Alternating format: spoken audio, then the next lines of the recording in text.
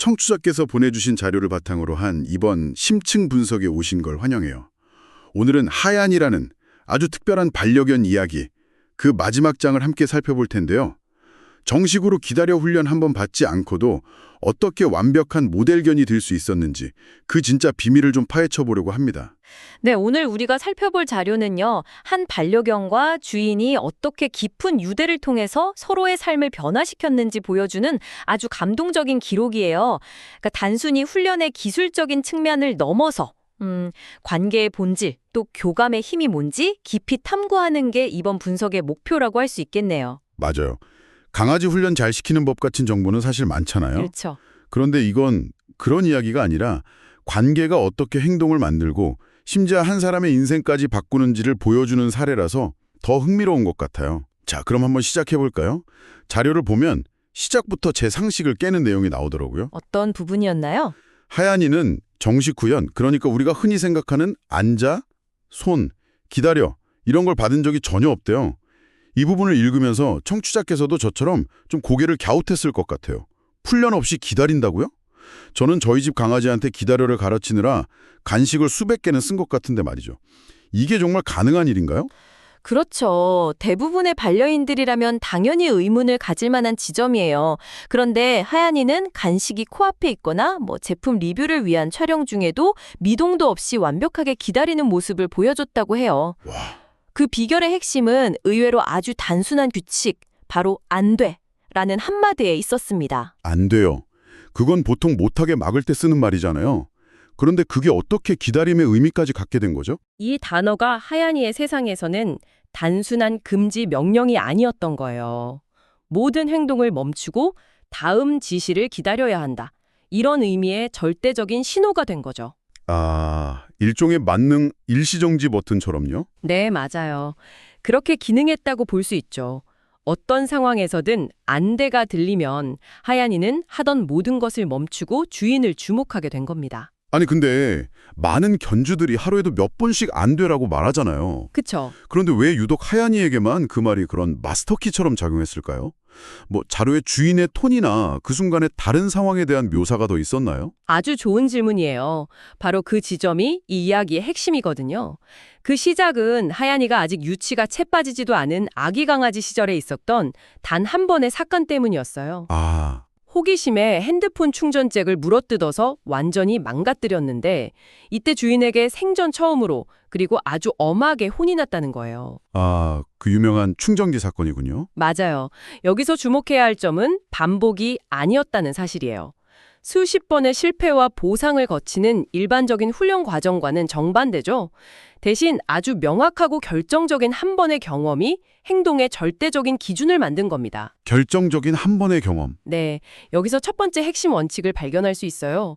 바로 결정적 한 번의 경험은 수백 번의 기계적 반복보다 강력하다라는 거죠. 와, 그러니까 충전잭을 무는 건 절대로 허용되지 않아. 라는 그 경계선이 그 순간 하얀이의 머릿속에 아주 명확하게 그어진 거군요. 정확해요. 그런데 여기서 한 가지 짚고 넘어가야 할 부분이 있어요. 네. 이런 단 한 번의 강한 각인 방식은 사실 위험할 수도 있거든요. 자칫 잘못하면 강아지에게 특정 상황이나 단어에 대한 트라우마를 남길 수 있어요. 아, 안 돼라는 말을 들을 때마다 공포에 질리게 될 수도 있다는 거죠. 바로 그거죠. 듣고 보니 그렇네요. 그럼 이 사례는 왜 성공적이었을까요? 트라우마가 아니라 규칙으로 자리 잡을 수 있었던 이유가 뭘까요? 그건 바로 그 엄격한 경험 이후에 주인이 보여준 일관된 애정과 신뢰 덕분일 거예요. 만약 주인이 평소에도 예측 불가능하게 화를 내거나 폭력적이었다면 그 기억은 분명 공포로 남았을 겁니다. 아, 하지만 평소에 깊은 유대감이 바탕이 되었기 때문에 하얀이는 그 경험을 공포가 아닌 넘어서는 안 될 절대적인 선으로 재해석할 수 있었던 거죠. 결국 최고의 훈련 도구는 비싼 클리커나 간식이 아니라 망가진 핸드폰 충전기 하나랑 그 이면에 깔린 신뢰였던 셈이네요. 네, 맞습니다. 아, 이제야 그림이 명확해지네요. 안 돼라는 절대적인 규칙이 그렇게 생겼는데 사실 그 규칙만으로는 모든 상황에 적용하기 부족했을 거예요. 말씀하신 대로 규칙에 신뢰라는 접착제가 없었다면요. 그리고 자료를 보면 그 접착제는 매일 5km씩 한 걸음 한 걸음 만들어진 것 같더라고요. 맞아요. 바로 그 시기가 이 관계를 완전히 새로운 차원으로 끌어올린 결정적인 계기가 됐죠. 주인의 건강 문제로 어쩔 수 없이 매일 5km씩 걸어야만 했던 그 시간이요.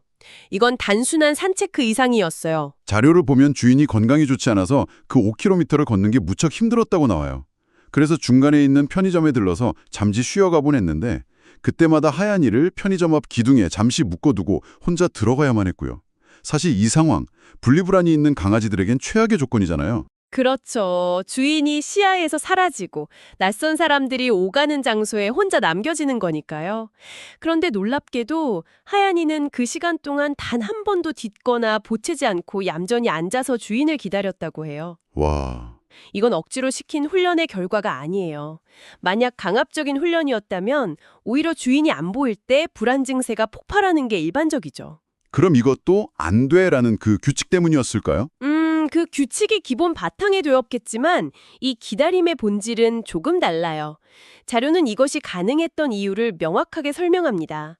바로 기다림은 반드시 보상으로 돌아온다는 깊은 신뢰가 있었기 때문이라고요. 아, 주인은 지금 잠시 쉬러 갔을 뿐이고 반드시 다시 나와서 우리는 함께 집으로 갈 것이다. 이런 믿음이요? 네, 이건 명령에 대한 복종이 아니라 관계에 대한 믿음의 표현인 거죠. 매일 반복되는 그 경험을 통해 주인은 나를 버리지 않는다라는 확신이 하얀이 마음속에 단단하게 자리 잡은 거군요.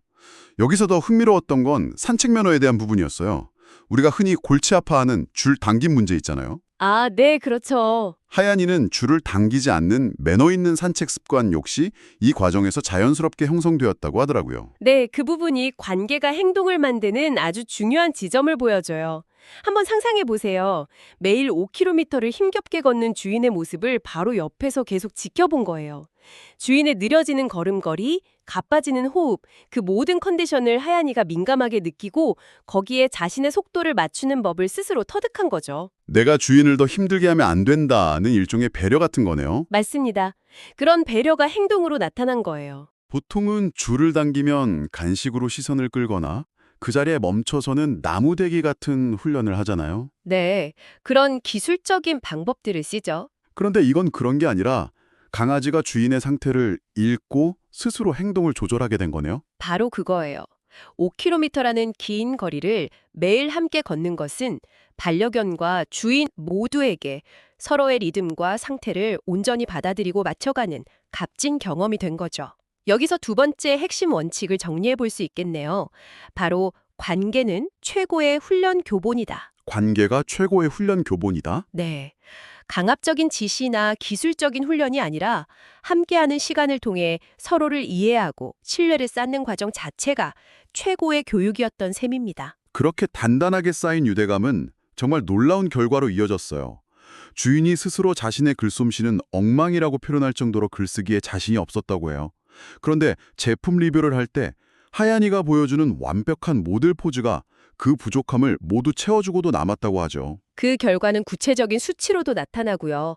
둘이 함께 만든 틱톡 영상이 조회수 2만 회를 기록할 정도로 큰 호응을 얻었으니까요. 기다려 한마디 없이도 카메라 앞에서 완벽하게 포즈를 취하고 주인이 원하는 그림이 나올 때까지 얌전히 기다려주는 하얀이는 그야말로 최고의 파트너가 되어준 겁니다. 사진이나 영상을 보면 알 수 있잖아요.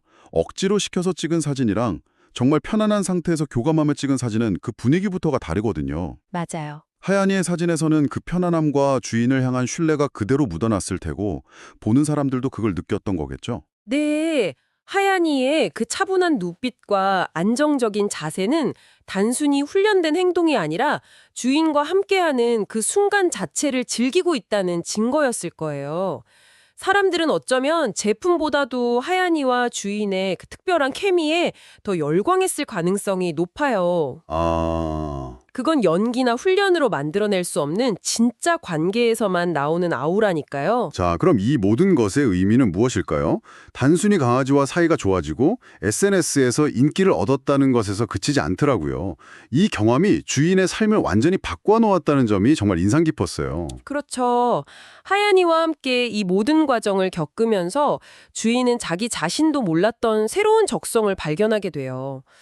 다른 강아지들의 마음을 읽고 그들과 교감하는 자신의 재능을 깨달은 거죠. 와, 그리고 그 발견은 게리니 펫시터라는 새로운 직업으로 이어졌고요. 이 지점에서 이야기의 관점을 완전히 뒤집어 볼 수 있겠다는 생각이 들었어요. 어떤 식으로요? 표면적으로는 주인이 하얀이를 돌보고 규칙을 가르친 것처럼 보이지만 사실은 하얀이가 주인에게 새로운 삶의 길을 열어준 셈이잖아요. 정확히 보셨어요.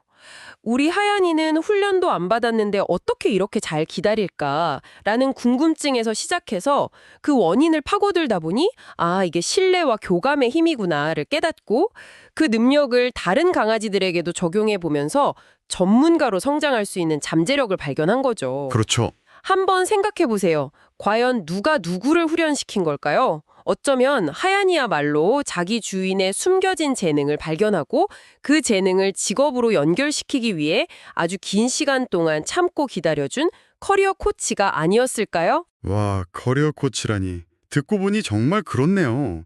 만약 하얀이가 아니었다면 주인은 5km 산책도 시작하지 않았을 수 있고 당연히 펫시터라는 직업은 생각조차 못했을 거예요. 그렇죠. 결국 하얀이가 주인의 인생에 새로운 문을 열어준 거네요. 우리는 반려동물을 돌본다고 생각하지만 어쩌면 그들은 우리를 발견해주고 있는 건지도 모르겠어요. 그렇습니다. 우리는 흔히 내가 반려동물을 훈련시킨다는 일방적인 관점을 갖기 쉽지만 이 사례는 그 관계가 얼마나 상호적인지를 명확히 보여줘요. 반려동물은 우리의 인내심을 시험하고 책임감을 가르치고 때로는 우리 자신도 몰랐던 재능과 가능성을 발견하게 해주는 존재가 될 수 있다는 것을요. 하얀이는 주인에게 최고의 파트너이자 인생의 새로운 챕터를 열어준 스승이었던 셈입니다. 자료의 마지막을 보면 하얀이는 지금도 아주 예쁘고 행복하게 잘 지내고 있다고 해요. 엉망진창이던 아기 강아지가 주인의 인생을 바꾸는 파트너가 되기까지의 이야기. 참 따뜻한 결말이네요. 네, 오늘 이야기를 통해 우리는 반려견과의 관계가 단순한 훈련이나 복종을 넘어 서로의 삶에 얼마나 깊고 긍정적인 영향을 미칠 수 있는지 확인할 수 있었어요. 주인이 일방적으로 가르치는 관계가 아니라 함께 성장하고 서로를 완성시켜주는 관계라는 점이 참 인상 깊네요. 네, 정말 많은 생각을 하게 만드는 이야기였어요. 여기서 청취자께 한 가지 생각해 볼 만한 질문을 던져드리고 싶어요. 네, 어떤 질문인가요? 이 자료의 마지막에는 하얀이의 주인을 펫시터를 넘어 전문 행동 교정사의 길로 이끌어준 콩순이라는 또 다른 반려견의 이야기가 예고되거든요. 하얀이가 파트너로서의 길을 열어줬다면 문제 행동이 있던 콩순이는 전문가로서의 길을 열어준 셈이죠. 하얀이와는 또 다른 방식으로 주인을 성장시킨 거군요. 바로 그겁니다. 이걸 보면서 이런 생각이 들었어요. 어쩌면 우리의 반려동물들은 우리가 그들을 돌본다고 생각하는 것 이상으로 우리 자신도 모르는 사이에 우리의 인생 경로를 설계하고 있는 것은 아닐까요? 인생 경로를 설계한다고요? 네, 우리가 선택한 길이라고 생각했지만 사실은 곁에 있는 반려동물이 우리를 그 길로 은밀하게 이끌고 있었을지도 모른다는 거죠. 흥미로운 관점이네요. 때로는 우리를 시험에 들게 하고 때로는 우리를 위로하면서 결국 우리를 더 나은 사람으로 성장시키고 전혀 예상치 못한 새로운 길로 이끄는 존재. 말씀하신 대로 어쩌면 그들이야말로 우리 인생의 가장 중요한 내비게이션일지도 모르겠다는 생각이 듭니다. 그렇습니다. 그들은 우리에게 필요한 경험을 정확히 가져다 주는 것 같아요. 인내심이 필요한 사람에게는 인내심을 시험하는 아이를, 새로운 도전이 필요한 사람에게는 새로운 문을 열어주는 아이를 보내주는 것처럼요. 청취자 여러분 곁에 반려동물은 지금 여러분을 어떤 이야기로 이끌고 있나요? 한 번쯤 그들의 시선에서 우리의 관계를 돌아보는 것도 의미 있지 않을까 싶네요.